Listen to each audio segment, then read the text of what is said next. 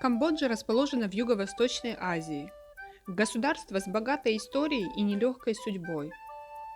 После эпохи правления красных кхмеров эта страна сравнительно недавно начала восстанавливаться, разумно сделав ставку на привлечение туристов.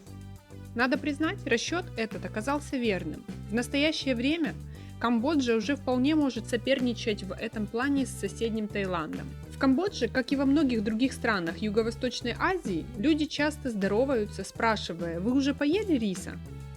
Вежливым ответом будет «да», даже если это не соответствует действительности.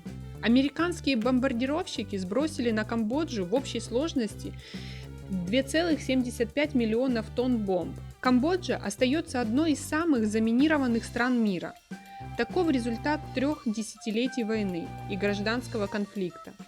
По территории государства сосредоточены несколько миллионов мин, из-за чего с 1979 года конечностей лишилось свыше 57 тысяч камбоджийцев. Камбоджийские леса из-за вырубки исчезают почти рекордными для Земли темпами. В середине прошлого века они занимали 70% территории страны, а к 2007 году эта цифра сократилась до 31%. Храмовый комплекс Ангкор-Ват является крупнейшим культовым строением в мире. Его площадь 1270 на 1500 метров. Он посвящен индуистскому богу Вишну и находится в центре страны. Традиционное камбоджийское блюдо – паста из квашеной рыбы, которая называется прахо. Местные жители также едят кузнечиков, пауков, змей, лягушек и другие экзотические блюда. В Камбодже не принято давать улицам имена, как правило, их просто нумеруют. Лишь некоторые улицы в столице государства, Пномпене, получили название под влиянием европейцев. Камбоджийская валюта риэль представлена только банкнотами. Монет в обращении нет. В прошлом деньги для Камбоджи печатались в российской Перми на фабрике Госзнака. Кхмеры, составляющие основное население Камбоджи, часто приправляют пищу 10 соусами одновременно. Кхмерский алфавит вошел в книгу рекордов Гиннесса как самый большой в мире. Он состоит из 72 букв. Слово «да» для женщин и мужчин в Камбодже произносится по-разному. В период с 1863 по 1999 год в Камбодже 10 раз менялся флаг. Нынешний флаг королевства единственный в мире, использующий изображение здания комплекса Ангкор-Ват. Озеро Танлисап, расположенное в сердце страны, по количеству видов рыбы, которые в нем водятся, уступает только Амазонке. Имена новорожденным камбоджийцам, как правило, дает буддийский монах, специально приглашенный для этой цели.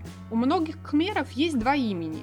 Одно для семьи и друзей, второе для всех остальных. Большая часть жителей Камбоджи, рожденная в период с 1975 по 1990 года, не празднуют дни рождения.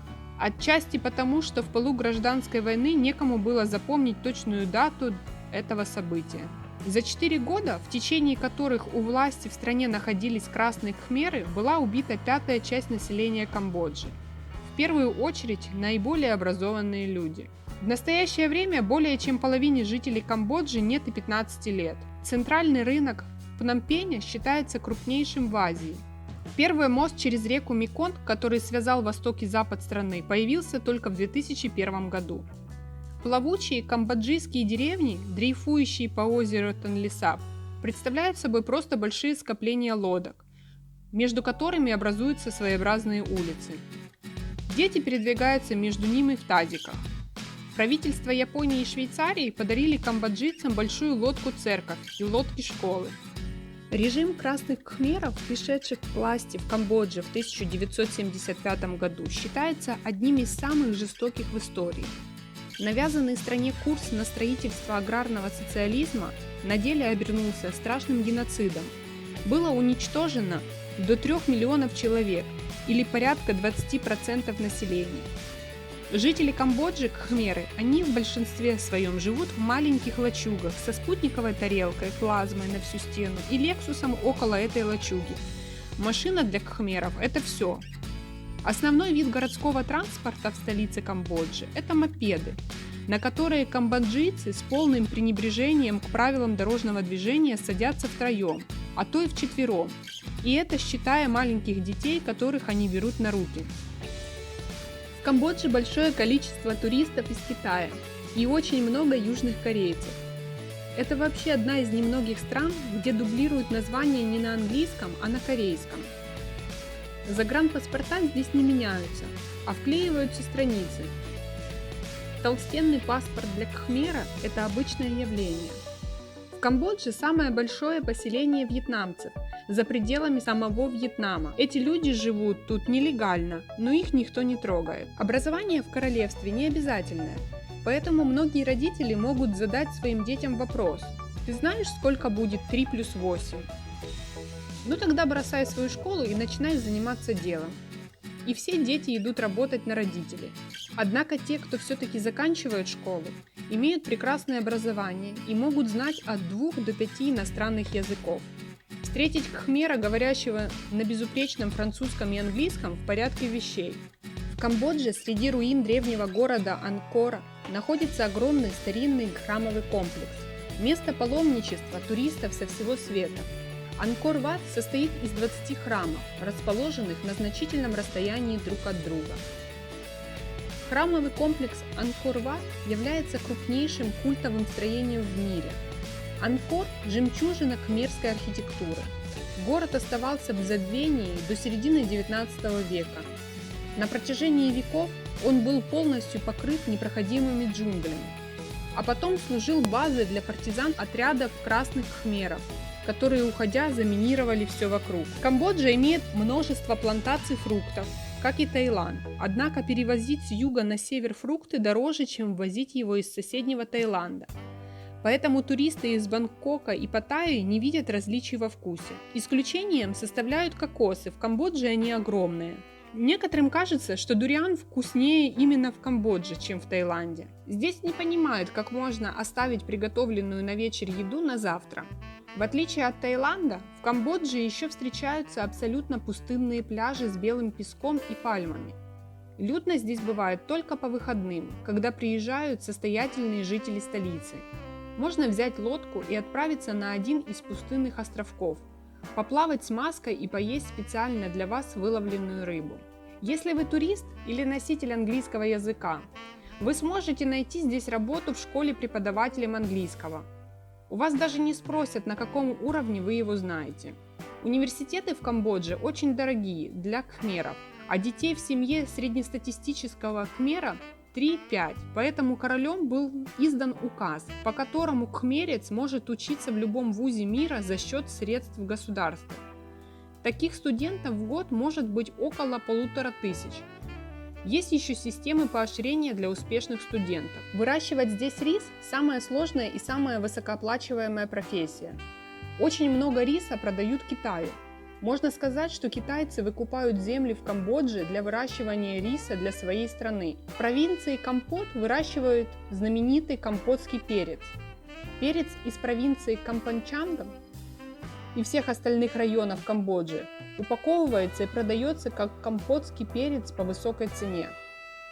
И именно этот перец – главная статья доходов с туристов-однодневок, которые не смогут вернуть его, когда дома обнаружат подделку.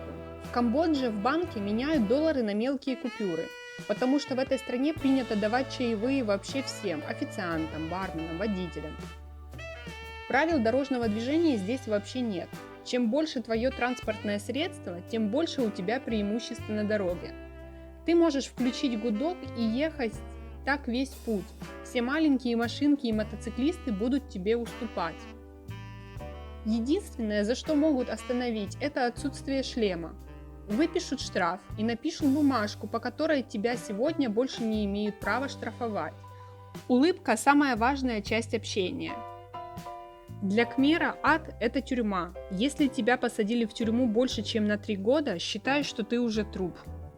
95% камбоджийцев практикуют херавада-буддизм, а бритых наголо монахов в ярко-оранжевом одеянии встречаются повсеместно, в любом уголке Камбоджи. Каждое утро вы можете наблюдать, как группы монахов стройными рядами расхаживают по улицам городов и деревень, останавливаясь у магазинов и домов, где в обмен на благословение получают подношения от местных жителей. Уважение к старшим в семье играет огромную роль в камбоджийском обществе. Первоочередная задача молодоженов – переезд в дом семьи супруги, так как в Камбодже отсутствует система социальной поддержки в виде выплат пенсии, дети обязаны содержать своих родителей до самой смерти. Для 50% туристов, посещающих Камбоджу, Ангкор-Ват является главной целью визита. Большинство туристов не подозревают о том, что раньше большинство фасадов храмового комплекса были вручную расписаны.